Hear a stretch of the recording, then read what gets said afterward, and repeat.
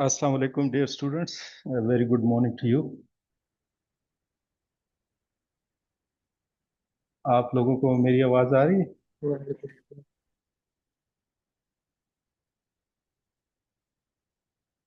जी sir आ रही है।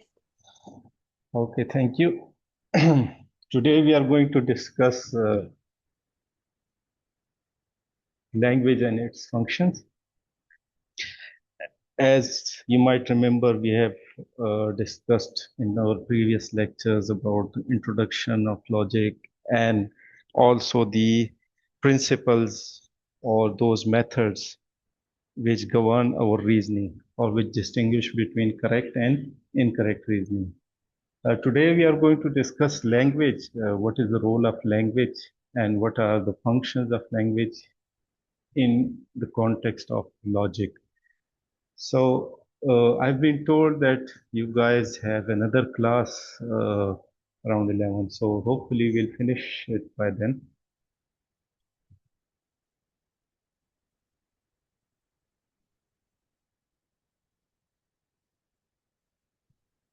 So today's lecture is basically the outline of today's lecture is what is language and what are the basic functions of language. As you might know, language is a tool of communication because without language, we are unable to communicate or even we are unable to express our thoughts and feelings. Now, what is the role of language in logic? As we know, logic is the study of those methods and principles which distinguish between correct reasoning and incorrect reasoning. And as you know that whether it's reasoning or whether it's our thoughts or whether these are our feelings, we always express these in a given language. So language plays a very significant role in our lives. Similarly, the role of language is very crucial in the reasoning or in the methodology of reasoning or whatever we want to express or whatever we want to argue for. Whenever we want to make a point, we need to use language. Without language, obviously, we cannot communicate our thoughts or our reasoning. So language is a basic tool of communication. We often communicate our judgments and reasoning through language. Language is used while giving orders, describing object, giving its measurement, event, speculating, thinking about an event, forming and testing hypotheses, results of an experiment, making up story, play acting, singing, telling a joke, solving a problem in arithmetic, asking, and even praying. I think the one of the key and significant things which make human beings uh, more efficient and more effective is because sir students request कर रहे हैं, वो कह रहे हैं कि हमारे accept कर लें। I'm जैसे जैसे रिक्वेस्ट आ रही हैं मैं साथ साथ एक्सेप्ट कर रहा हूँ. सो लैंग्वेज जो है वो इंसान की जिंदगी के लिए बहुत अहम है.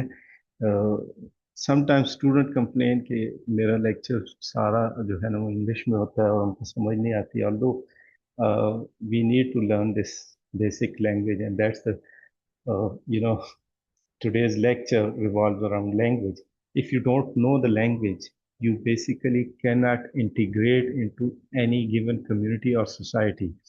Now, this is the responsibility of the whole community or society or a group or even a class that we need to decide our mode of communication in terms of language. And as the medium of instruction at university level is English, and you're doing Bachelor of Sciences in Psychology. So I think this much basic language and this much basic English language is required in order to gain a degree. तो इसलिए I would request all the students who think that they cannot understand an English language lecture, I request them to concentrate on improving their language skills, because it's not only about the class, it's not only about the lecture, it is about our lives. अगर आपकी communication अच्छी नहीं होगी, if you cannot use appropriate language, it is less likely that you will be heard. It is very less likely that you will be heard and understood. And if you are not, if you're not heard and if you're not understood, then how can you convince people? So in order to language का तो sorry logic का तो main मकसद ही ये है कि it basically gives us, it provides us with the skills to express our reasoning arguments in such a way that the listener or whoever is listening to your argument, they are convinced. So first we need to make sure that we use such kind of language which is easy to understand. Now, if this argument, I mean, if student use this argument against me delivering lecture in English, then I would say that because we have got these TORs, we have already decided, we have already agreed upon that our mode of teaching would be in English at Kohat University or any degree level. Then there is no question about sending your lecture in different languages. Although, if any one of you fails to understand, if any one of you thinks that the language I'm using is very difficult to understand, then obviously you can ask me questions again and again. I'll try to be using as simple language as I can.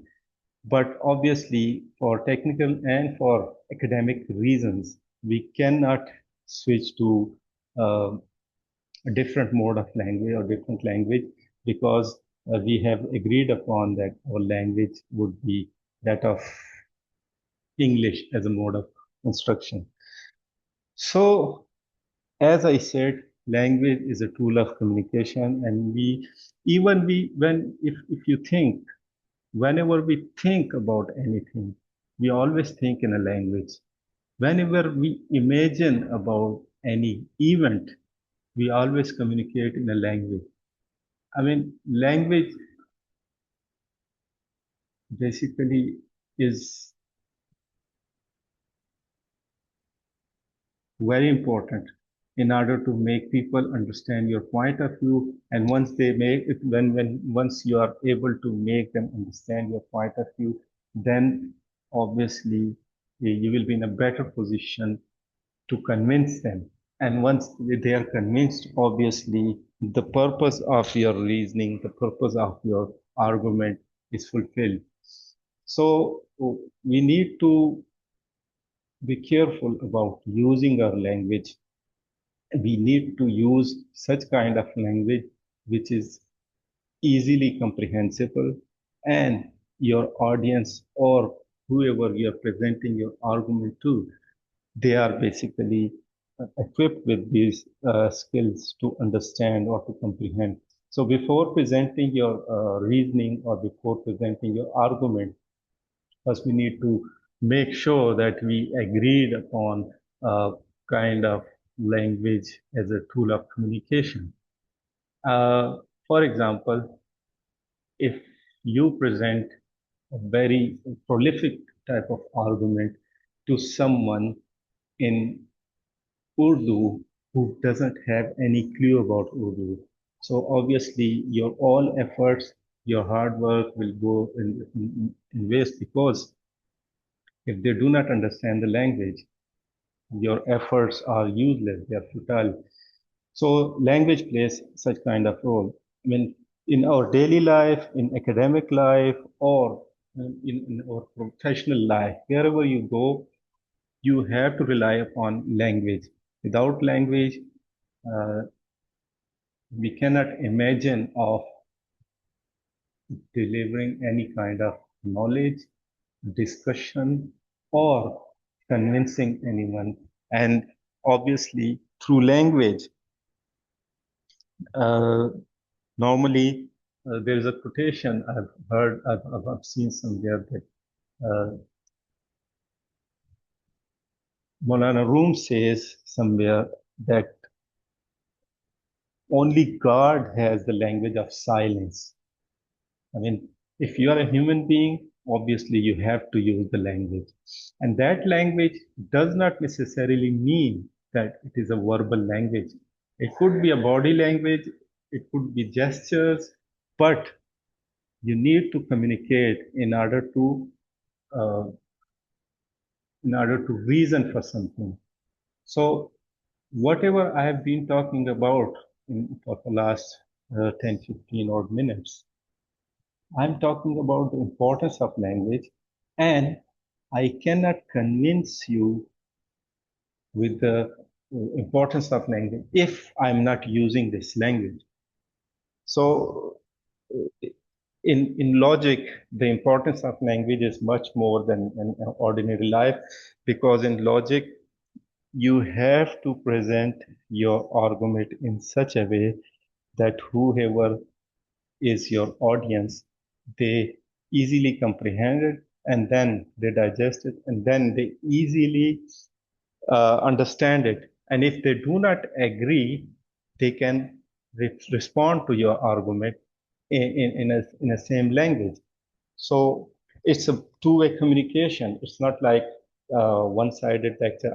I'm lecturing you, and if you do not agree, uh, you do not respond, then the whole exercise is futile.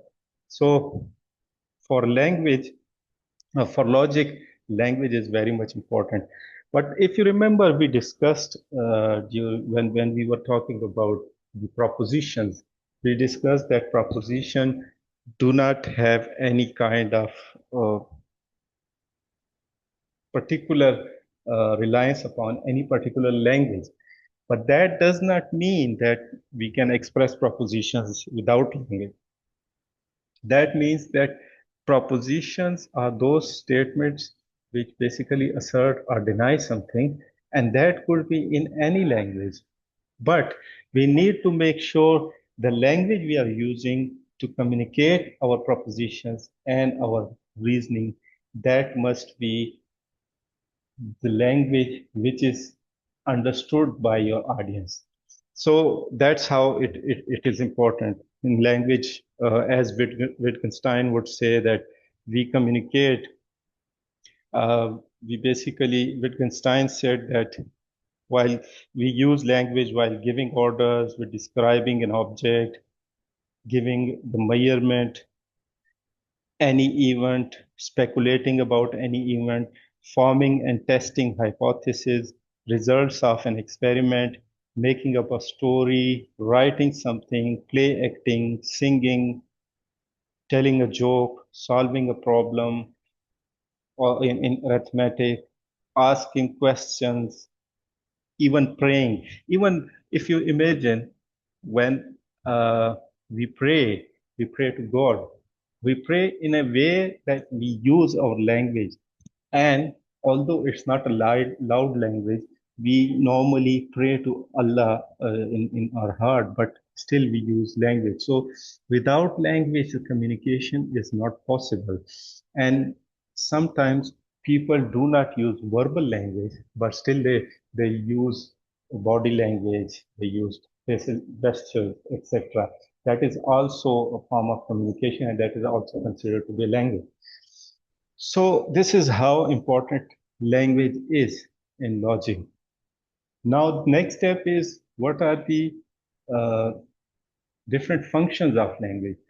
So whatever language we use in the whole world, I mean, no matter if it's English, Urdu, Persian, Farsi, Arabic, whatever language we use, all the languages in this world can be divided function-wise into three major functions. Every single language has three major functions. The first function any language plays is the informative function of language. Language serves informative function when it is used to either convey or gain information. Whenever you use any language, whether it's Urdu, English, Pashto, whatever language it is, whenever you use it to give information or whenever you use it to take information, to gain information, it is the informative function of language. Suppose I say, for example, if I tell you that the university notification today has not clearly mentioned that there would be physical classes. So this part, this piece of language, it basically is performing informative function of language because I'm giving you some sort of information. Or if I seek any kind of information. So that is called informative function of language. And the second one is called the expressive function of language. As it is evident from its name, expressive, that basically means when you try to express something, when you try to express your feelings, when you try to express your likes and dislikes, or when you try to evoke feelings of someone, you basically are using expressive function of language. For example, expressing joy, sorrow, anger, pity. For example, when we try to evoke or when we try to convey feelings to someone that, oh man, you're this, for example, your this comment really hurt me. If you look closely, I'm trying to express my emotions of pain, of sorrow, of not liking that whatever comment you did on my action, that really hurt me. That basically hurt my feeling. And that is, I'm expressing these feelings of dislike to you. That and it's if you look that this kind of expression also needs language. Sometimes you need to use your verbal language, but in ordinary life. But in logic, when reasoning, it's either verbal or written. In both kind of way to express your feelings, whether it's verbal or written, you need to use expressive function of language. And it's not just using using expressive function to express my emotions. We can basically use this expressive function of language to evoke feelings in others as well. That, for example, if I tell someone that, oh, you're looking you're looking graceful in this dress. This not only expresses my feelings about his or her dress, but also it's trying to evoke feelings of liking in the audience. And in response, obviously, they would thank me or whatever. So it also is a expressive function of language to evoke feelings in someone. The third function is that is called directive function of language. Again, as it's evident from its name, its directive function means when you give direction or when you seek direction or when you or when you give orders or requests or etc. For example, when I say can you please log on today so we can have a class? That is directive function of language because I'm requesting you. Or if I say, please, if I order, get me a glass of water, that's another example of directive function of language. Now these, if you look closely, all of the languages, all of the communication we use on daily basis, that can be divided into these three major functions. But that does not necessarily mean that each and every language plays in a given time just one function. Uh, sometimes your expression might include uh, all of the functions like informative functions, expressive functions, and directive functions all together. So it's not like we are using these functions in isolation. We can use them together.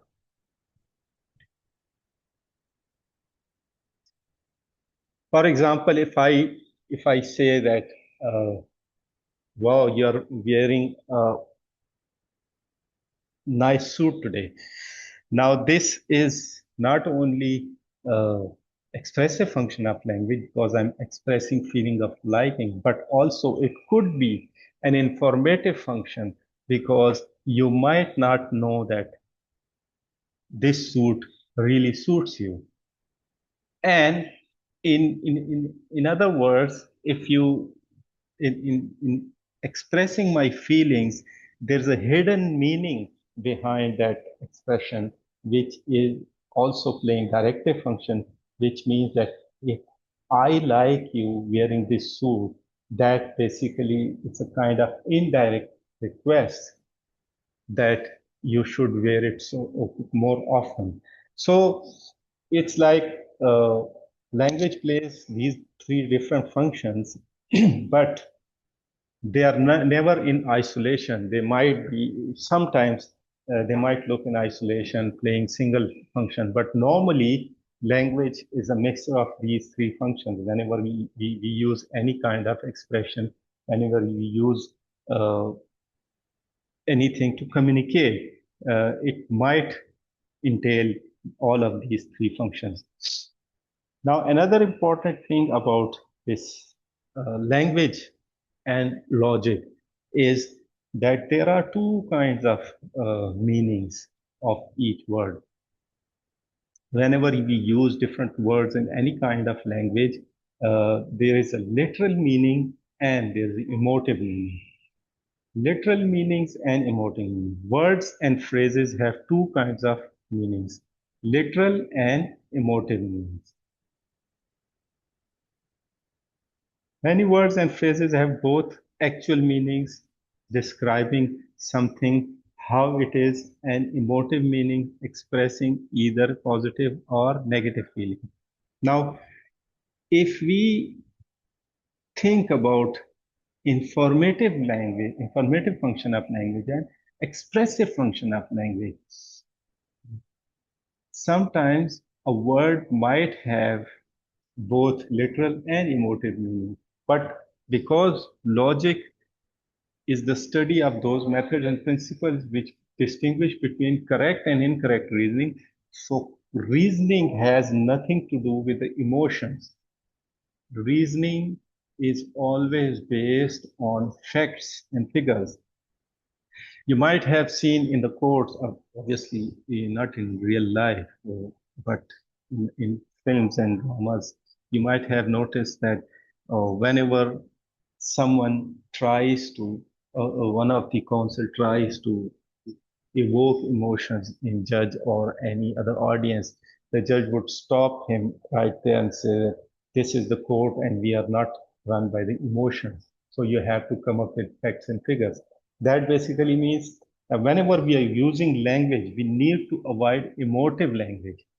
We always, when in logic, whenever we are using reasoning, whenever we are presenting your argument, you need to avoid emotive language. You need to avoid uh, emotive meanings. You always need to express um, your argument in a neutral language rather than any emotive language. Like, for example, if I say that Pakistan will win the match against India, and someone would ask, "How can you say that?" And I would say that my heart says that, or I have feelings that it. But obviously, the world does not run on feelings and emotions. It runs on the facts and figures. So when facts and figures are basically expressed, then we are in a better position to express our argument in a factual way rather than emotive way. So the connection between logic and language is as such that we need to understand that language is the tool of communication. Without that, we cannot express uh, our argument. And also, we need to understand these three functions which play a vital role in expressing our argument. After that, another thing is that of emotive and literal meaning. Even sometimes a single word or short phrase can exhibit more than one information and more than one meaning, and that could be literal or emotive meaning. We normally express use of language, expressive use of language, words and phrases of any language have both literal and emotive meaning, but this is a natural function of ordinary language. In order to have a kind of a genuine argument and an argument based on reality, we need to avoid emotive meanings and we always need to use literal and factual meaning of any word or phrase in a given argument. So this is the role of language, the functions of language, and literal and emotive meaning of words in connection to logic. Uh, this topic obviously is very well in detail expressed in the book Introduction to Logic by Erwin Koppe and Cohen, and also Concise Introduction to Logic by Patrick Hurley. I've also provided you with a PDF file of different topics, and this is also included in the PDF file. Now, this is a brief lecture about language and its function in logic today. If you have got any question or if you're confused about anything, you can ask me now and I'll be more than happy to answer your questions.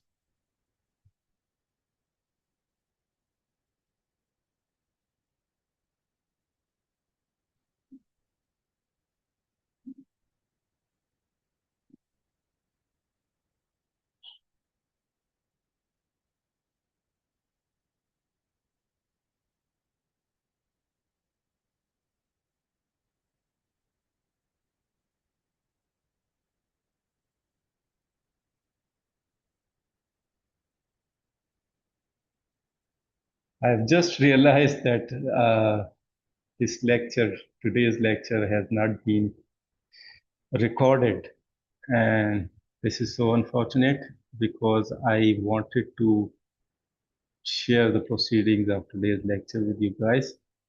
Uh, I will see what I can do.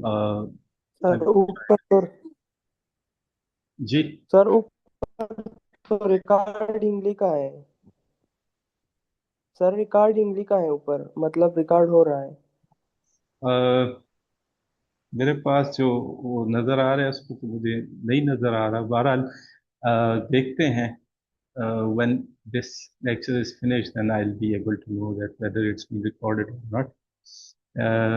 लेकिन अगर ना record हुआ तो मैं देखता हूँ फिर कोई और तरीका करेंगे। लेकिन अभी आज के लेक्चर के बारे में अगर कोई क्वेश्चन हो किसी का तो you can ask me. Otherwise, I will let you go because I suppose you have got another class after this. So we'll try to take classes on regular basis. From today, we'll have tomorrow, and for this week, if we have class every day, we would cover 4 or 5 lectures at least by the next week. So we'll have enough material for our midterm exams, which is going to start on 27th of April.